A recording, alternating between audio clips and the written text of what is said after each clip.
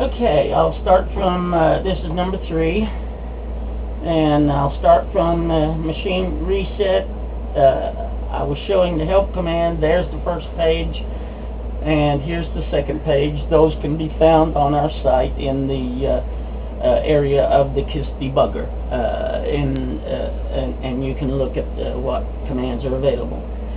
Okay, press any key to get out of that, and then now I'm going to run a memory test on these two boards. I press the key to start it. That's again on the help screen, and then I type in the number of passes I want to do. If I type 0, it's infinite, so I'm just going to type all zeros.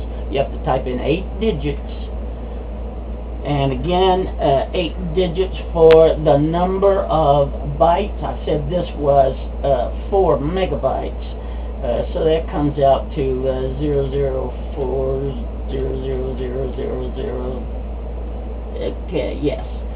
And the next is the beginning address. Where do I want to start? I could just start on the upper board or start on the lower board. And by the way, it doesn't matter what sequence you plug these boards in on the daisy chain ribbon cable. They will sort out what board they are, and so they're not sequence sensitive. Okay, and the beginning address, I'll just start from the very first memory location, and as I type that in, then you'll see the test begin. You can see the scrolling. Can you see that moving?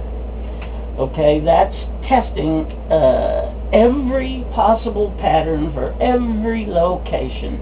That means all zeros, all ones, alternating zeros and ones, such as AAAA, such as 5555, this is in hex, and of course walking ones, walking zeros, so forth and so on, looking for all possible noise patterns.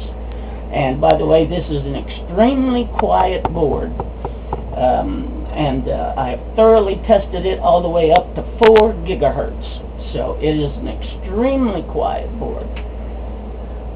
It's a 4-layer board, has power and ground, and the distance to any capacitor is small enough so that the exact placement of the capacitor is not that important. Okay, we have large capacitors here for the larger surges. This one's for mid-range surges, and these are for the lower, higher frequency surges. That's the memory test, and of course I do recommend that when you receive or get a board and you build it and you test it out, that you let it run for at least 24 hours at normal room temperature. You don't have to be in an extremely cool place, just in fact, I've tested it all the way up to an ambient temperature of almost 100 degrees, and as I said, it generates no perceptible heat. Therefore, it runs at whatever the temperature, the ambient air temperature is, and so these chips are the normal temperature range for commercial plastic encapsulated devices.